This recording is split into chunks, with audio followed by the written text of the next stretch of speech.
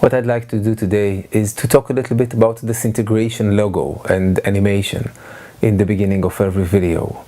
Take a moment to breathe, to stand on higher ground, think together of the design of every letter and how it came to be. So please let your association flow and let's take a look.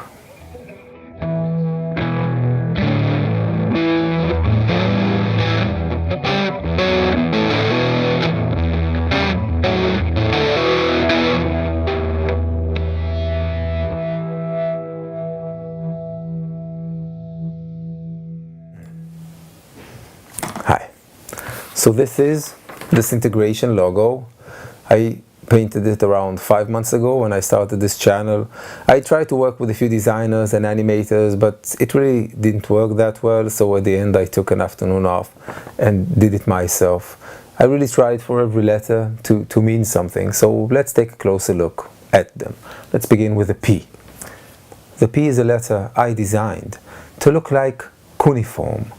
Cuneiform is the ancient Mesopotamian writing system, the first writing system of humanity. Surprisingly, it started as a way to keep track of taxes being paid to the clerics and the monasteries.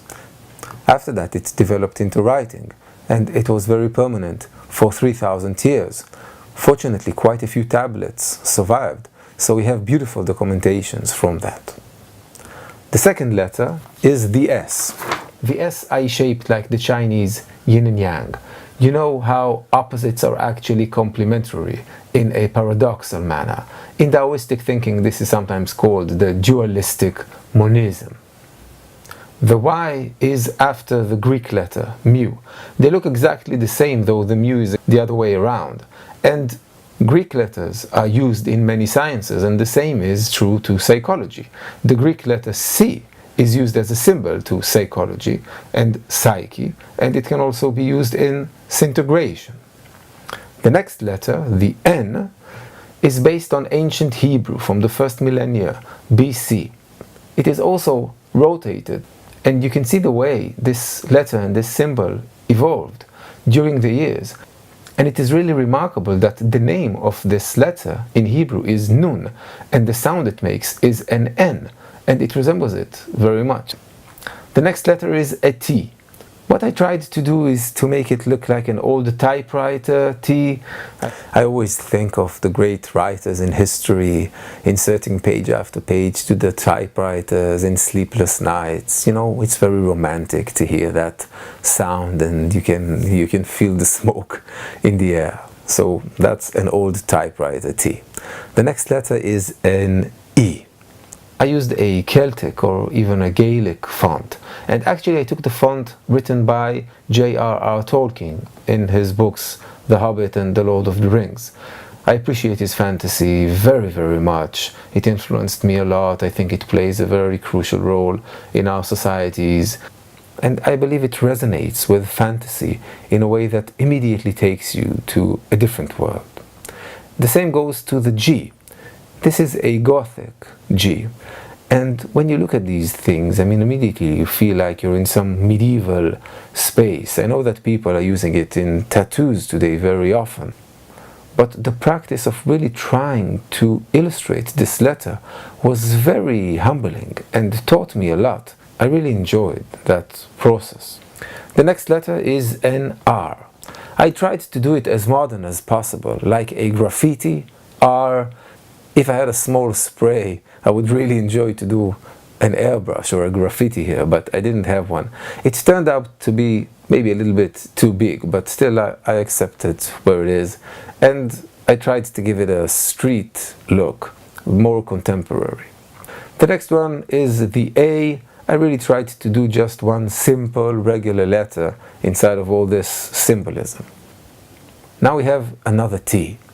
It took me a long time to decide what to do with this T.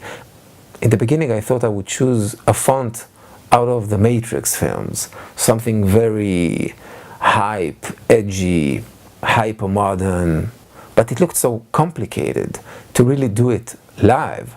So I kept on looking, and then I found this beautiful font which really resembles some of the fonts from the 80s with the first computer languages and the first computers and the first video games. There's something so classy about it. So I see it as a very modern design, but in the same time, it's still old school nowadays. I really like it a lot. And the eye. The eye is an Egyptian word in hieroglyph. You can find it almost in every text in ancient Egypt. It means the syllable E in the ancient tongue. It's a feather. In the original Egypt, it doesn't have that circle above it. It stands on its own, but I wanted it to represent an eye in our language. So I added this circle, which is also very Egyptian, because in Egypt they had the sun disk and the circle was used in many, many forms. And I really like this eye, and the contrast of the line being very thin also, I think, adds to the context of things. The O is like a Japanese calligraphy.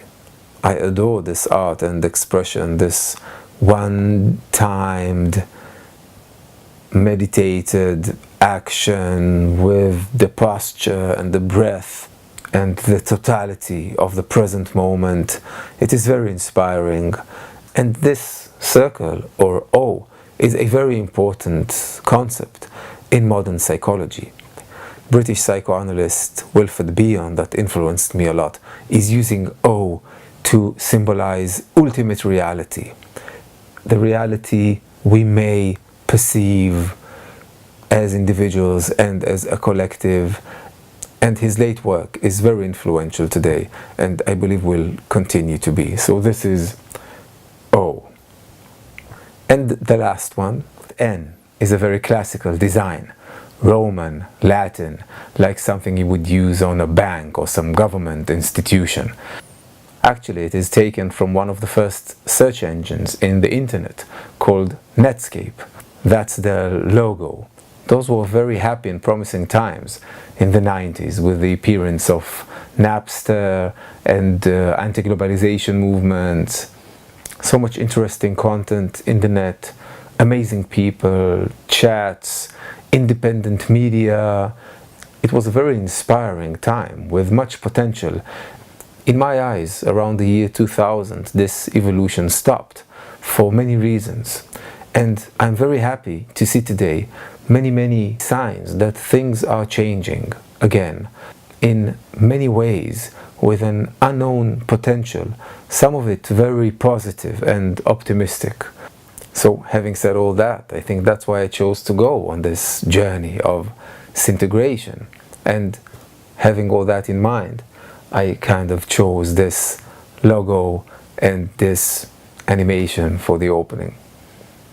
And by the way, asked my brother, who is a composer, to make the music to accompany this animation. We thought mainly of Neil Young and Jim Jarmusch's masterpiece Dead Man. If you haven't seen it, you gotta check the visuals and the music there. So I think it's based on that. So that's it for today. Thank you very much for watching. I wanted to share all this with you. We can Psyntegrate all this together, and we'll continue next time. Bye bye.